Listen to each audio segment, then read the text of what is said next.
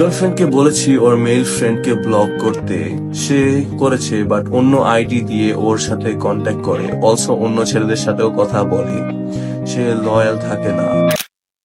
দুই ধরনের মেয়ে হয়। প্রথম ধরনের মেয়ে হচ্ছে ভাইটা, যে একসাথে কখন কোনো দিন আন্ডার নো সার্কামস্ট্যান্সেস ও দুইটা ছেলের সাথে কথা বলতে পারবে না। এই মেয়েগুলাকে আমরা বউ বলি।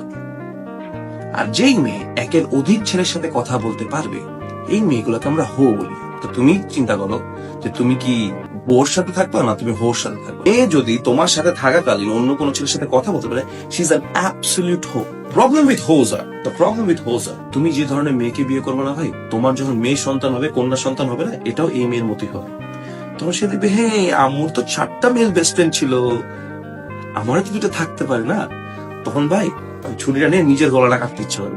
I am actually saving your life.